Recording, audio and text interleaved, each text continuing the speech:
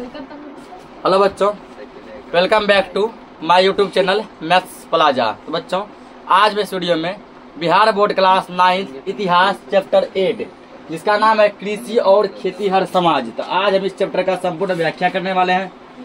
तो यह चैप्टर का जो है पहला भाग है, लेक्चर 1 है, क्योंकि चैप्टर थोड़ा लंबा है तो एक ही दिन में खत्म नहीं होगा, इसलिए इसको हम लोग लेक्चर में कन्वर्ट किए हैं। आइए समझते हैं क्या दिया है। एग्रीकल्चर लैटिन भाषा के दो शब्दों एग्रोस तथा कल्चर से बना है। कृषि को इंग्लिश में क्या कहते हैं, याद रखना, कृषि को इंग्लिश में एग्रीकल्चर कहते हैं। क्या कहते हैं, ठीक है। तो कृषि का इंग्लिश क्या होता है, एग्रीकल्चर होता है। एग्रीकल्चर क्या है, तो एग्रीकल्चर जो लैटिन भाषा का दो शब्द, ठीक है। जैसे कि हिंदी भाषा है ना, हिंदी भाषा है, उर्दू भाषा है, बंगाली भाषा है, ठीक ना, अंग्रेजी भाषा है। उसी प्रकार जो लैटिन भाषा है, कौन सा भाषा है, लैटिन। लैटिन भाषा के दो शब्द है, एक है एग्रोस और दूसरा है कल्चर। एक है एग्रोस, दूसरा क्या है, कल्चर। एग्रोस और कल्चर से क्या बना है, एग्रीकल्चर, ठीक ना। और एग्रोस का मतलब होता है भूमि और कल्चर का मतलब होता है जुताई, ठीक ना। एग्रोस का मतलब भूमि, कल्चर का मतलब जुताई। इस प्रकार जो है एग्रीकल्चर का अर्थ हो गया भूमि की जुताई। एग्रीकल्चर क्या अर्थ हो गया, भूमि की जुताई, ठीक है। यहाँ पे ये पॉइंट लिखेंगे, यहाँ लिखो पहले मुख्य बिंदु। पूछ सकता है कि एग्रीकल्चर जो किस भाषा का शब्द है, मुख्य बिंदु। एग्रीकल्चर जो लैटिन भाषा के दो शब्द एग्रोस और कल्चर से बना है, ठीक ना। एग्रीकल्चर जो लैटिन भाषा का शब्द है, किस भाषा का शब्द है, लैटिन भाषा का शब्द है। तो एग्रीकल्चर अंग्रेजी वर्ड है वैसे, तो हिंदी में लिख देते हैं एग्रीकल्चर। हिंदी में क्या कहते हैं, कृषि, ठीक ना। एग्रीकल्चर को भले ही यहाँ लिखे हिंदी में, लेकिन ये कौन सा शब्द है, इंग्लिश टर्म है ये, ठीक ना। एग्रीकल्चर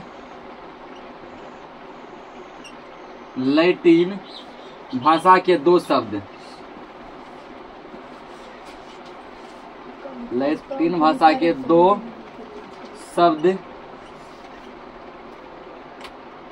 एग्रोस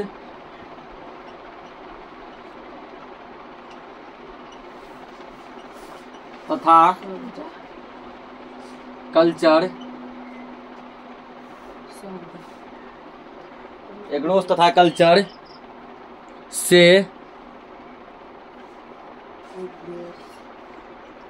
कल्चर से बना है,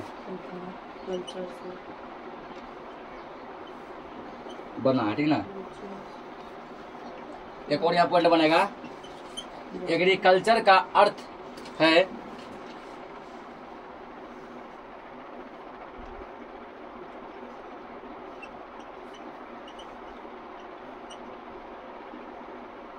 एग्रीकल्चर का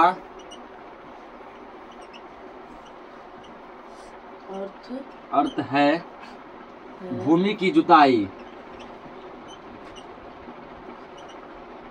भूमि की जुताई।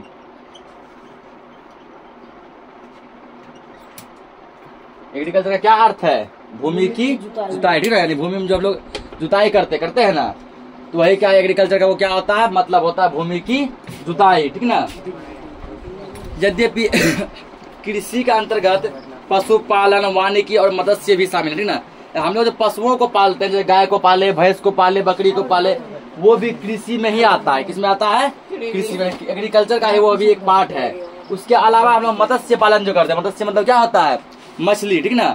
हम लोग कोई नहर या तालाब में मछली का जो पालन करते हैं, तो मछली पालन भी क्या है, मछली पालन भी किसमें आता है, कृषि में आता है, ठीक ना। याद रखना, मछली पालन हो गया, पशु पालन हो गया, खेती करना हो गया, ये सभी कृषि का ही पार्ट है। किसका पार्ट है, कृषि का पार्ट है, एग्रीकल्चर का पार्ट है।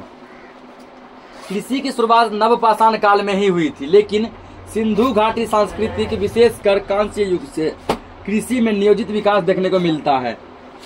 इसका शुरुआत जो कब से हुआ था, इसका शुरुआत जो नवपाषाण काल से ही हो चुका था।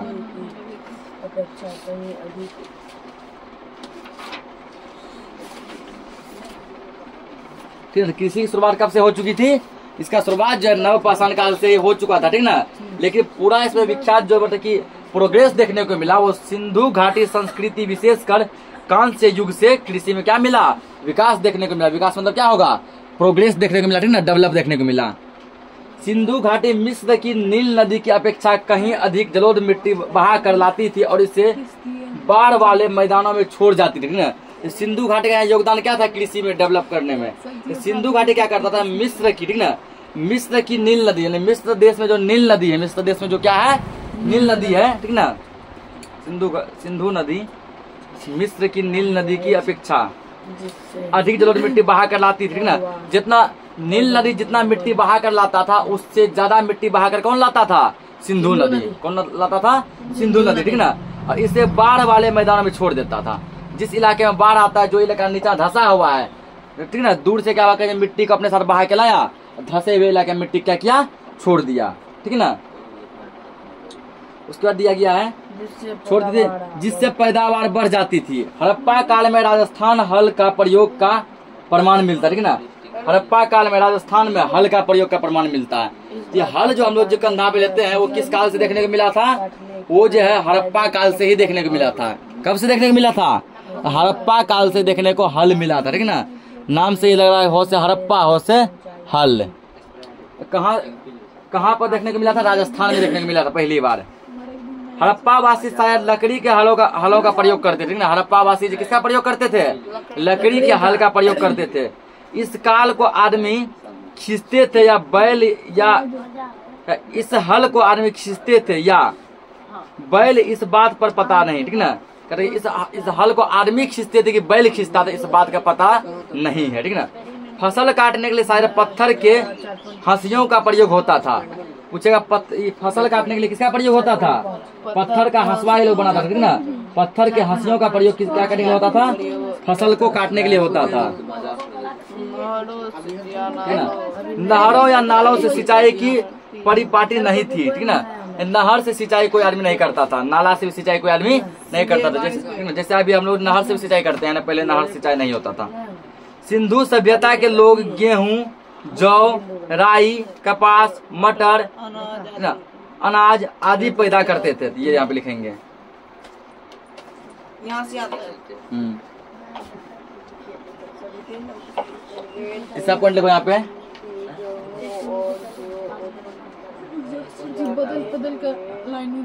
यहाँ पे सिंधु सभ्यता के लोग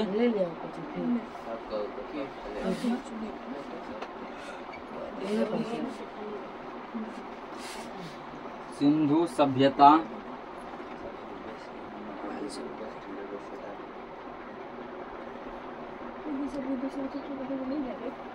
के लोग गेहूं,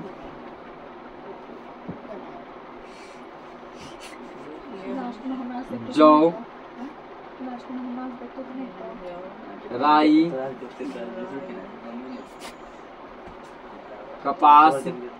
राई, कपास, मटर,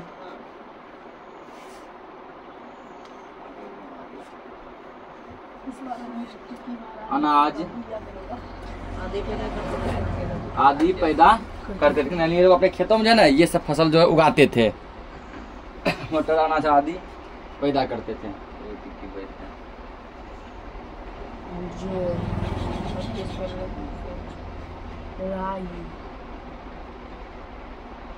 करते थे। सिंधु सभ्यता लोग क्या क्या पैदा करते थे, गेहूं, जौ, राई, कपास, मटर और अनाज, ठीक ना। इतना कुछ ये लोग उगाते थे। वे 2 किस्म की गेहूं और जौ उपजाते थे, ठीक ना। सिंधु घाटी के लोग जो है ना, सिंधु सभ्यता के लोग गेहूं कितना किस्म के उगाते थे, 2 किस्म के गेहूं भी और 2 किस्म के जौ भी। वनावाली में मिला जौ उत्तम किस्म का होता था, ठीक ना। यानी वनावाली कोई जगह वगैरह होगा, उसमें जो जौ मिला होता था वो बहुत हैवी क्वालिटी का बढ़िया जौ होता था, ठीक ना। इनके अलावा वे तिल और सरसों भी उपजाते थे, ठीक ना। इतना तो खेती करता ही था। इसके अलावा सरसों का भी खेती करता था, जिसका क्या खाने वाला तेल बनता है सरसों का तेल। और तिल का भी खेती करता था, तिल का भी तेल बनता है। परंतु हड़प्पा कालीन लोथल में रहने वाले हड़प्पाइयों की स्थिति भिन्न रही, ठीक ना। हड़प्पा काल में लोथल में जो हड़प्पा वासी रह रहे थे उसका जीवन क्या था, इन लोगों के जीवन से बिल्कुल ही अलग था। लगता है कि लोथल के लोग 1800 ईसा पूर्व में ही चावल उपजाते थे, जिसका अवशेष वहां पाया गया। 1800 ईसा पूर्व मतलब, ठीक ना। अभी हम लोग जो ईस्वी चल रहा है ना, ईस्वी से 1800 साल और पहले कर दो, अभी क्या चला 2000 ईस्वी, ठीक ना, उससे 1800 साल और पहले कर दिया, 3800 साल पहले की बात है। 1800 ईसा पूर्व है ना, ईसा पूर्व जो है ईस्वी से पीछे होता था। 1800 ईसा पूर्व में ही लगता ऐसा लगा कि वो लोग चावल जो उगा लिए थे। मोहनजोदड़ो और हड़प्पा में और शायद कालीबंगा में भी अनाज को बड़े बड़े कोठरों में जमा किया जाता था। संभवतः किसानों से राजस्व के रूप में अनाज लिया जाता था, राजस्व यानी टैक्स वगैरह, ठीक ना, इनके रूप में जन उससे पैसा नहीं लेता था। क्या लेता था? अनाज ही लेता था।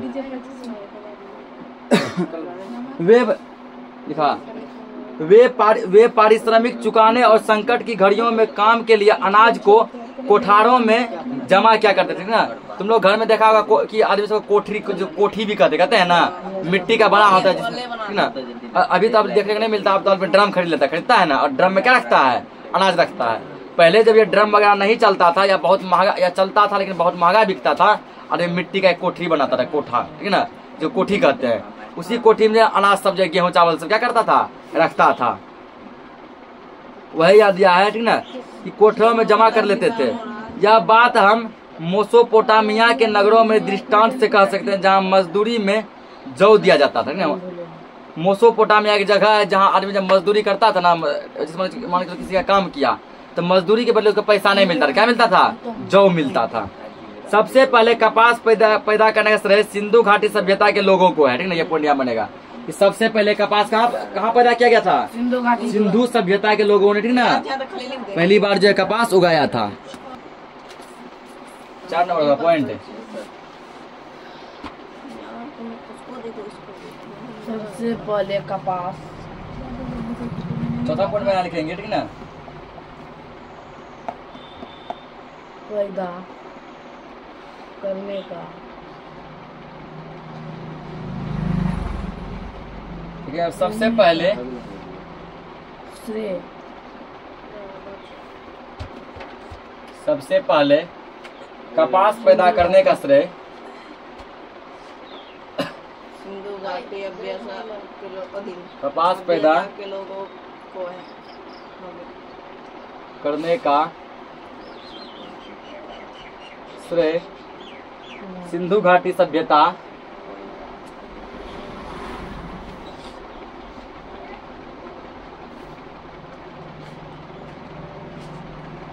सिंधु घाटी सभ्यता के लोगों को है।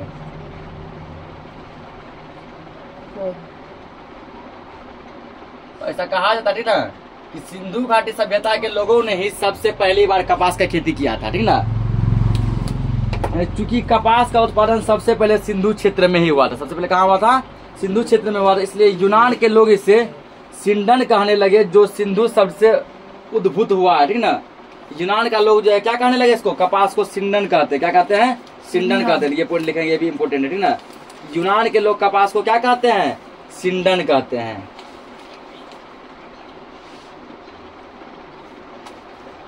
यूनान के लोग, अगला पॉइंट लिखेंगे,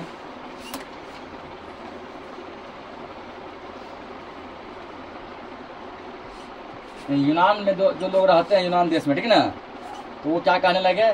वो जो है कपास को सिंडन कहते हैं, क्योंकि उसका मानना है कि कपास का खेती पहली बार कहाँ हुआ था? सिंधु क्षेत्र में हुआ था। यूनान के लोग कपास को सिंडन कहते हैं।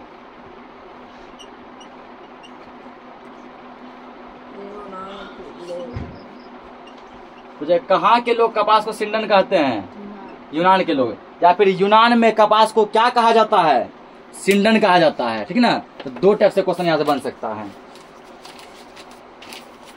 आगे समझेंगे। भारत एक कृषि प्रधान देश है, ठीक ना। भारत कैसा देश है? तो भारत एक कृषि प्रधान देश है। कृषि प्रधान का मतलब हुआ कि सबसे अधिक खेती जो है भारत में किया जाता है, ठीक ना। पूरे विश्व में, पूरा दुनिया में सबसे ज्यादा यदि कहीं खेती होता है वो कहाँ होता है?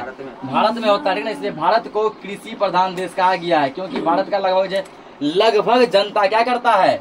खेती करता है, ठीक ना। जिसके यहाँ नौकरी वाला आदमी है वो भी, उसके यहाँ भी खेती किया जाता है। जिसके यहाँ गरीब मजदूर है वो भी खेती करता है। जो बिजनेसमैन है वो भी खेती करता है ना। तो भारत का लगभग आदमी क्या करता है? खेती। इसलिए भारत एक कृषि प्रधान देश है। यहाँ कृषि की प्रधानता है, कृषि प्रधान देश है, ठीक ना। भारतीय समाज एक कृषक है, यानी भारतीय समाज में अधिक से अधिक क्या है? कृषक। कृषक मतलब क्या होता है? किसान है। इसलिए कृषि भारतीय अर्थव्यवस्था की एक महत्वपूर्ण कड़ी है। इसलिए भारत का सबसे महत्वपूर्ण कड़ी जो है, मेन चीज जो वो क्या है? कृषि है। लगभग 2/3 जनसंख्या कृषि पर निर्भर है। जहाँ विश्व की 11% भूमि कृषि योग्य है, वहीं भारत की कुल भूमि का 51% भाग कृषि योग्य है, ठीक ना। ये भारत में समझो यदि जो है 100% भूमि है तो उसमें से 51% जमीन पे क्या किया जाता है? खेती ही किया जाता है। ये लिखेंगे, ठीक ना।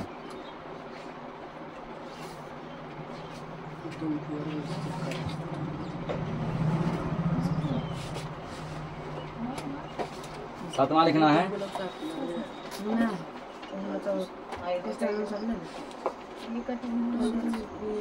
भारत की कुल भूमि का, अल्लाह मत करो, समझो, भारत की कुल भूमि का 51% भाग,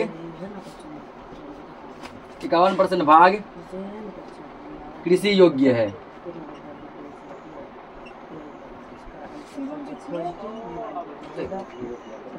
कृषि योग्य, ठीक ना।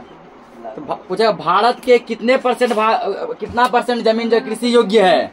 51%, है ना। कि यानी लगभग 100% में 51% ऐसा जमीन है जहाँ क्या किया जाता है? खेती किया जाता है। भारत के पास विशाल स्थल क्षेत्र है, उपजाऊ भूमि का उच्च प्रतिशत है, ठीक ना। भारत के पास उपजाऊ क्या है? उपजाऊ भूमि बहुत है। परंतु कृषि का एक दुर्भाग्यपूर्ण पहलू यह है कि गुणवत्ता एवं मात्रा दोनों स्तर पर यह प्रत्येक वर्ष अनिश्चित रहता है, ठीक ना। गुणवत्ता और मात्रा में जो है प्रत्येक वर्ष क्या होता है? अनिश्चित मतलब हुआ प्रत्येक साल जो है सेम प्रकार का फसल नहीं देखा जाता है, ठीक ना। कभी ज्यादा होता है, कभी क्या होता है? कम होता है।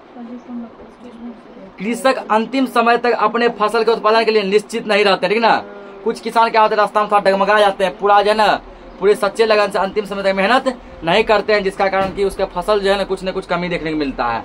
भारत में कृषि जीवन की रीढ़ है। रीढ़ मतलब होता है पीठ की हड्डी, ठीक ना। जिस प्रकार के हमें खड़े होने के लिए पीठ की हड्डी की जरूरत है, इसी प्रकार भारत में यदि जीवित रहना है किसकी जरूरत है? कृषि की, यानी खेती की। इतना खेती इंपोर्टेंट है यहाँ पे। कृषि पर अत्यधिक जनसंख्या का बोझ, आधुनिक तकनीकी की जानकारी का अभाव, सिंचाई के साधनों की कमी आदि के कारण आजादी के पहले एवं आजादी के तुरंत बाद श्रम की तुलना में उत्पादन काफी कम था, ठीक ना। कहता है देखो, पहले उत्पादन इसलिए कम था भारत में क्योंकि पहले जो लोग पुराने तरीके से खेती करते थे, खेती में तकनीकी का अभाव था, सिंचाई का अभाव था, इन सब के कारण। आजादी के बाद भारत सरकार के प्रयास से उत्पादन में काफी वृद्धि हुई, ठीक ना। जैसे आजादी हुआ, मतलब कि देश हमारा आजाद हुआ, भारत सरकार के प्रयास से क्या हुआ? कृषि में बहुत वृद्धि हुआ है। बिहार एक कृषि प्रधान राज्य है, ठीक ना। बिहार भी क्या है? एक कृषि प्रधान राज्य है। भारत तो कृषि प्रधान देश है, ठीक ना। बिहार भी एक कृषि प्रधान राज्य है, क्योंकि भारत के अंदर जब आ जाएगा सबसे अधिक खेती कहाँ होता है? तो बिहार में होता है, ठीक ना। भारत के अंदर किस राज्य में सबसे अधिक खेती होती है? बिहार में सबसे अधिक खेती होता है। बिहार एक कृषि प्रधान राज्य है और यहाँ का भी अधिकतर आदमी किस पे निर्भर है? खेती पे निर्भर है। कृषि प्रधान राज्य है। देश के मामले में देखा जाए पूरा विश्व में नंबर 1 कौन है कृषि करने में? भारत है। अब भारत के अंदर जब आ जाएगा राज्य में तो 28 राज्य हैं, 28 में सबसे अधिक कौन है? बिहार है, जिसकी 80% आबादी कृषि पर निर्भर है, ठीक है ना। ये लिखेंगे, यानी अगर 100% आदमी निवास करता है ना तो उसमें 80% आदमी क्या कर रहा है? बिहार में खेती कर रहा है।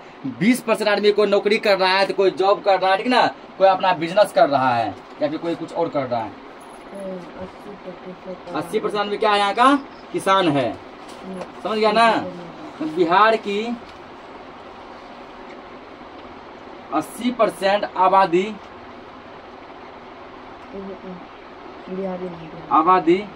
कृषि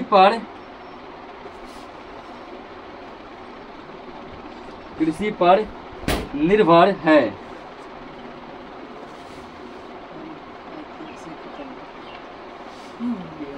तो 100% 100 आदमी में 80 आदमी यहाँ का किसान खेती पर निर्भर है, ठीक है ना। 20 आदमी ही कोई अपना अलग अलग काम कर रहा है। कृषि की राज्य के लोगों की जीविका का मुख्य आधार है, ठीक ना। यहाँ बिहार के लोगों का मुख्य आधार क्या है? कृषि ही है। कृषि नहीं करेगा तो यहाँ के लोग भूखे मर जाएगा। इस राज्य की लगभग 70% भूमि कृषि योग्य है, ठीक ना। ये हुआ आबादी और एक है भूमि, ठीक ना। तो भूमि मतलब यदि पूरे बिहार में 100% जमीन है, ठीक ना, यदि पूरे बिहार में कितना जमीन है 100% जमीन है, तो उस 100% में 70% जमीन किसके लायक है, 70% जमीन खेती के लायक है, 70% जमीन किसके लायक है, खेती के लायक है। उसका ये मतलब है 70% भूमि कृषि योग्य है। इसका मतलब है यदि 100 आदमी निवास करता है तो 80 आदमी क्या करता है, खेती ही करता है, ठीक ना। जिसमें से 60% शुद्ध बोई गई जमीन है। वास्तव में कृषि उनकी जीवन पद्धति बन गई है। बिहार के लोगों का जीवन पद्धति क्या बन गया है, कृषि बन गया है। कृषि के बिना वो अपना जीवन का तुलना तक नहीं कर सकता है। बिहार में कृषि की महत्ता के अनेक कारण है, बहुत ऐसे कारण है जिसके कारण कि बिहार में कृषि है ना हाई लेवल पे है। इसका अधिकांश मैदानी भाग कृषि योग्य है, ठीक ना। बिहार में कौन सा भूमि पाया जाता है, मैदानी भूमि। कौन सा भूमि, तो कहीं पठारी भूमि है, कहीं पहाड़ी भूमि होता है, कहीं रेगिस्तान होता है ना, कहीं मैदान होता है, कहीं दलदल होता है, कहीं बलुई मिट्टी होता है। बिहार में मैदानी भूमि पाया जाता है, ठीक ना, जहाँ कृषि सबसे बढ़िया से होता है। तथा सदियों से यह क्षेत्र कृषि से संबंधित रहा है, ठीक ना। आज से नहीं, युगों युगांतर से यहाँ के लोग कृषि करते आ रहे हैं। कृषि का वाणिज्यीकरण, औद्योगिकरण और आधुनिक तकनीक से परिचित न होना इसका दुर्भाग्यपूर्ण पहलू, ठीक ना। लोग यहाँ भले ही बहुत दिन से कृषि कर रहे हैं, लेकिन पुराने तौर तरीके से खेती करते हैं, ठीक ना। नए तौर तरीके से नए टेक्निक को अपनाकर खेती नहीं करते हैं। ये हमारे लिए दुर्भाग्य की बात है। अब भी बिहार में कृषि अधिकांश तब पुराने ही तरीके से हो रहा है, ठीक ना। अभी इतना लेटेस्ट टेक्नोलॉजी में जो है, मशीनीकरण के युग में आज भी बिहार में खेती कैसे किया जाता है, पुराने तौर तरीके से। कृषि पर जनसंख्या के निरंतर बढ़ते हुए बोझ, अनुपस्थित भू स्वामित्व, सिंचाई की कमी, छोटे और बिखरे खेत, अपर्याप्त रासायनिक खाद के प्रयोग, खेती के पुराने ढंग और उत्तम बीज की कमी के कारण यहाँ जो है प्रति हेक्टेयर उत्पादन कम है और खेती पिछड़ी अवस्था में, ठीक है। इतना लोग यहाँ कृषि पर निर्भर है, तब भी कृषि बिहार का जो ना हाई लेवल पर नहीं है। इसका रीजन है लोग क्या करते हैं, रासायनिक खाद प्रयोग करते हैं, ठीक ना। उसके बाद जो है खेती को मशीनीकरण और नए नए मशीन टेक्नोलॉजी अपना के नहीं करते, पुराने तौर तरीके से खेती करते हैं। उसके बाद जो है खेत उनका अलग अलग टुकड़ों में बटा हुआ है, सिंचाई की कमी है, ठीक ना, बहुत है। मानसूनी वर्षा पर निर्भरता कारण यहाँ के कृषि को मानसून के साथ जुआ कहा गया है, ठीक ना। बिहार के कृषि को क्या कहा गया है, तो मानसूनी वर्षा पर निर्भरता करे। मानसूनी मतलब क्या हुआ, ठीक ना। बिहार के अधिक लोग वर्षा पर निर्भर रहते हैं, ठीक ना। बोले कि इस साल देखिए ना, देखिए पानी बहुत ज्यादा पड़ गया, मेरा फसल क्या हो गया, बह गया, गल गया, बोलता है ना। या बोला इस साल पानी साफ पड़ा ही नहीं, मेरा फसल सूख गया, बर्बाद हो गया। कभी बोले इस साल बढ़िया पानी पड़ा, न ज्यादा हुआ न कम हुआ, फसल मेरा बहुत बढ़िया हुआ। यहाँ के अधिकतर लोग जो ना मानसून पे यानी वर्षा पर निर्भर हैं। तो मानसून वर्षा पर निर्भरता के कारण यहाँ के कृषि को मानसून के साथ जुआ कहा गया है। कृषि विपणन की दोषपूर्ण व्यवस्था के कारण किसानों को फसलों की उचित कीमत नहीं मिल पाती है। इन्हीं कारणों से बिहार के किसानों की दशा दयनीय होती है, ठीक ना। किसान कितना भी मेहनत करते हैं, उसके फसल को जो सही कीमत नहीं मिलता है, जिसके कारण बिहार के किसान हमेशा गरीब ही रहते हैं। वे अपने खेतों को छोड़कर दूसरे प्रांतों में आजीविका के लिए शरण लेने का को बात दिया, ठीक ना। अपना खेती अच्छा खासा है, लेकिन वहां से अच्छा कमाई नहीं हो पाता है, जिसके कारण कि वो दूसरे खेतों में जाके क्या करते हैं, काम करते हैं, जिसके अंतर्गत वर्ष में 4 फसलें बोई और काटी जाती है। बिहार की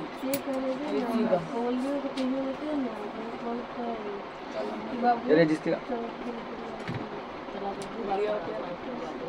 तो इसमें आप लिखेंगे अगला पॉइंट, ठीक है ना।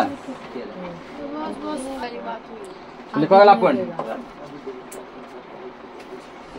10 नंबर पॉइंट लिखेंगे, ठीक है ना।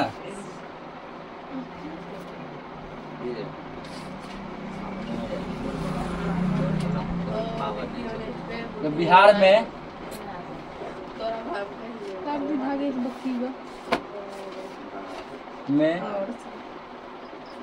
वर्ष में 4 फसलें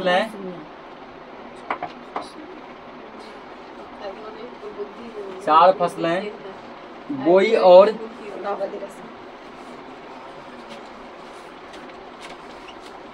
और काटी जाती है, ठीक ना। बिहार में जो है प्रत्येक साल 4 प्रकार का फसल बोया जाता है और उन 4 प्रकार की फसलों को काटा जाता है। ये पहला है भदई फसल, ठीक ना। सबका डेफिनेशन नहीं लिखेंगे, केवल सबको समझेंगे। चारों लिख लो। भदई फसल। दूसरा है अगहनी फसल।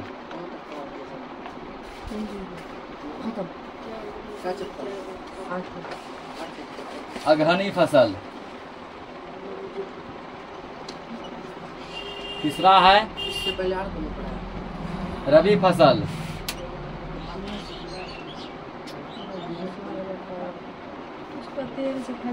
रबी फसल।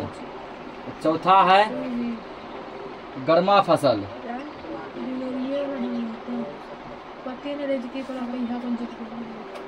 ये बिहार में जो है ना 4 प्रकार की फसलें प्रत्येक साल लगाई जाती है और काटी जाती है। कौन कौन? भदई फसल, अगहनी फसल, रबी फसल और गर्मा फसल। ठीक ना। अब सबको समझो कौन क्या है। पहला क्या? भदई फसल। तो डेफिनेशन लिखेंगे, लंबा आ जाएगा, केवल समझो इसको। ठीक ना। भदई फसल क्या है? ये फसलें मई जून में बोई जाती है और अगस्त सितंबर में काटी जाती है। ठीक ना। पूछेगा कि भदई फसल कब लगाई जाती है? इसको मई जून में लगाया जाता है। कब लगाया जाता है? मई जून में। ठीक ना। यानी कि अभी जैसे जून का महीना चल रहा था। ठीक ना। इस फसल को लगाया गया होगा, यानी मई जून में इस फसल को लगाया जाता है और अगस्त सितंबर में इस फसल को क्या कर लिया जाता है? काट लिया जाता है। ठीक ना। अगस्त सितंबर में इसको काटा जाता है। इसमें कौन कौन से फसल आते हैं? देखो, मक्का, ज्वार, बाजरा, जूट, उड़द, सनई, मरवा, ये सब फसल जो है भदई फसल कहलाते हैं। ठीक ना। ये सब फसल क्या कहलाते हैं? भदई फसल। दूसरा, हल्ला मत करो, दूसरा अगहनी फसल। ठीक ना। ये वसंत ऋतु की फसल है जिनकी बुआई अक्टूबर नवंबर में होती है और मार्च अप्रैल में तैयार हो जाती है। ठीक ना। इस फसल को क्या कहते हैं? ये फसल कौन सा? वसंत ऋतु का फसल है। कौन सा फसल है? वसंत ऋतु का फसल है। इसको अक्टूबर नवंबर में लगाते हैं और मार्च अप्रैल में काट लेते हैं। ठीक ना। इन फसलों के उत्पादन में सिंचाई की अधिक आवश्यकता पड़ती है। इसमें अधिक से अधिक पानी चाहिए। ठीक ना। अगहनी फसल में क्या चाहिए? अधिक से अधिक पानी चाहिए, अधिक सिंचाई चाहिए। एक मिनट। ठीक ना। ये अगहनी का ना, ये रबी का समझा दिया। ठीक है। किसका समझा दिए? रबी का। पहले रबी समझ लो, फिर अगहनी समझाते हैं। जो समझाया अभी ये रबी का था। ठीक ना। तो इसको क्या किया जाता है? अक्टूबर नवंबर में काटा जाता है। ठीक ना। ये अक्टूबर नवंबर में लगाया जाता है और मार्च अप्रैल में काटा जाता है। और इस फसलों में यानी कि रबी फसल में क्या होता है? सिंचाई की अधिक आवश्यकता होती है। गेहूं सर्वप्रमुख रबी फसल है। ठीक ना। हल्ला मत करो। गेहूं क्या है? सबसे प्रमुख रबी फसल है। गेहूं के अतिरिक्त जौ, चना, मटर, सरसों, मसूर, खेसारी, अरहर, ये सभी फसलें की मात्रा उपजाई जाती है। ठीक ना। गेहूं के अलावा ये सब फसल भी क्या कहलाते हैं? रबी फसल कहलाते हैं। अगला पॉइंट लिखेंगे, गेहूं सर्वप्रमुख गेहूं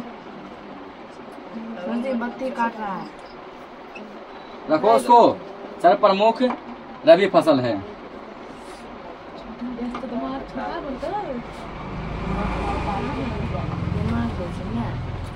सबसे प्रमुख रबी फसल कौन सा है? गेहूं है। ठीक ना। अब समझिए अगहनी फसल। इसकी बुआई जुलाई अगस्त में होती है, नवंबर दिसंबर में तैयार हो जाती है। ठीक ना। अगहनी फसल को जुलाई अगस्त में लगाया जाता है और नवंबर दिसंबर में क्या कर लिया जाता है? काट लिया जाता है। अगहनी फसल में धान, कुल्थी, तिल, आलू, तिलहन, सब्जी, मकई, कपास, गन्ना, पटसन, ये सभी इनकी प्रमुख फसलें। किनकी प्रमुख फसलें हैं? अगहनी फसल की। अगला है गर्मा फसल। ये ग्रीष्म काले फसलें जिनकी खेती उन क्षेत्रों में होती है जहां नियमित सिंचाई की व्यवस्था हो। ठीक ना। इसका खेती वहीं करते हैं जहां पर जो है सिंचाई का व्यवस्था काफी ज्यादा हो। ये फसल मार्च अप्रैल तक तैयार कर ली जाती। इनकी बुआई मार्च अप्रैल में होती है और जून में, ठीक ना, जून में क्या कर इसको काट लिया जाता है। यानी कि ग्रीष्मकालीन मतलब ये गर्मी का फसल है। कौन सा फसल है? गर्मी का। मार्च अप्रैल में इसको लगाया जाता है और जून महीने में क्या कर लिया जाता है? काट लिया जाता है। ग्रीष्मकालीन धान, मकई, मूंग, चना, आम, केला, तरबूज, ककड़ी, सब्जियां एवं प्याज इस मौसम की प्रमुख फसलें, यानी सब गर्मा फसलें में आएगा। ठीक ना। तो ये चारों समझ गए। अब अगला हेडिंग दिया है कि बिहार में फसलों की विविधता है। फसलों को उनकी प्रकृति के आधार पर निम्नलिखित वर्गों में बांटा गया। ठीक ना। बिहार में जो फसलों को उनकी प्रकृति के आधार पर जो है निम्नलिखित भागों में बांटा गया है। लिखेंगे उसको। अब अगला पॉइंट लिखो। ठीक ना। नेक्स्ट पॉइंट लिखेंगे, बिहार में बिहार में हल्ला मत करो। फसलों को बिहार में फसलों को उनकी प्रकृति के आधार पर उनकी प्रकृति बिहार में फसलों को उनकी प्रकृति के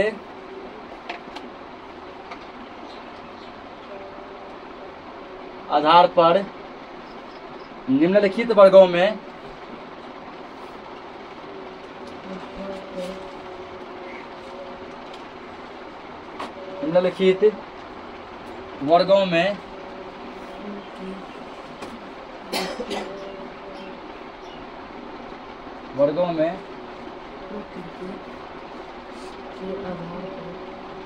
बांटा जाता है।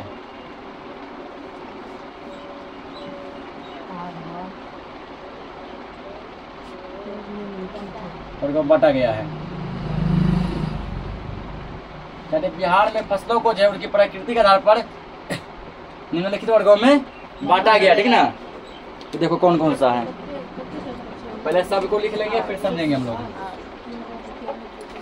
पहला है खाद्य फसल, खाद्य फसल। दूसरा लिखेंगे व्यवसायिक या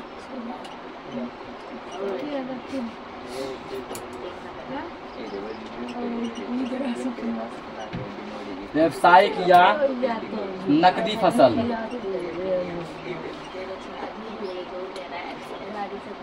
नकदी फसल दो नाम, व्यवसायिक फसल बोलो या नकदी फसल बोलो। इसका पेय फसल, पेय फसल। चौथा है रेशेदार फसल।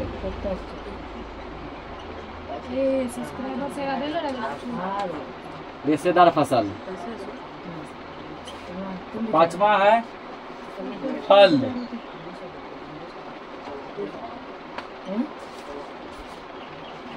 छठा है मसाले।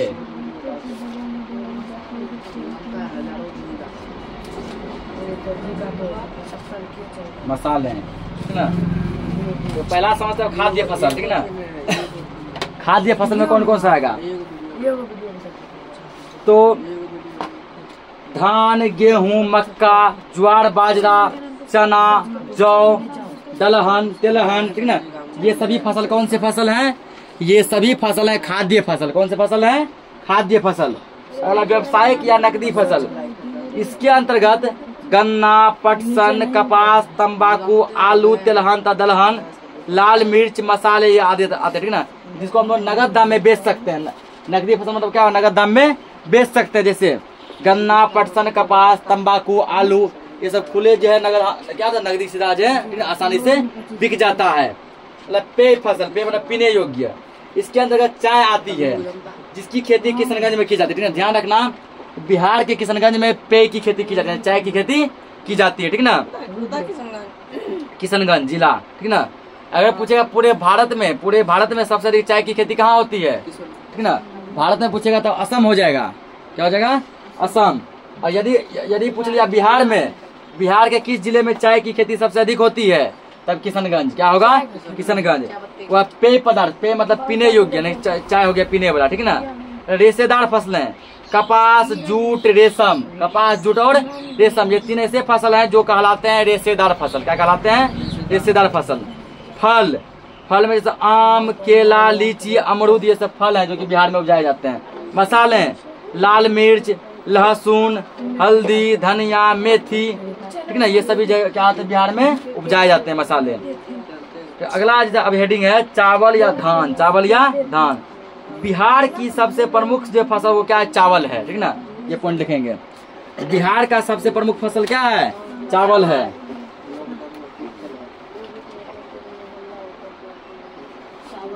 अगला पॉइंट लिखेंगे यहाँ पे चावल। चावल बिहार की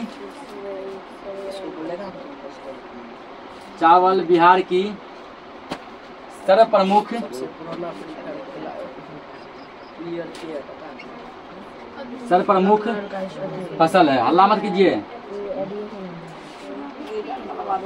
यहाँ पे तुम लोग कितना पहले तो बिहार चावल जो बिहार की क्या है, सबसे प्रमुख फसल है। सबसे मेन फसल बिहार में क्या है, वो चावल है, ठीक ना।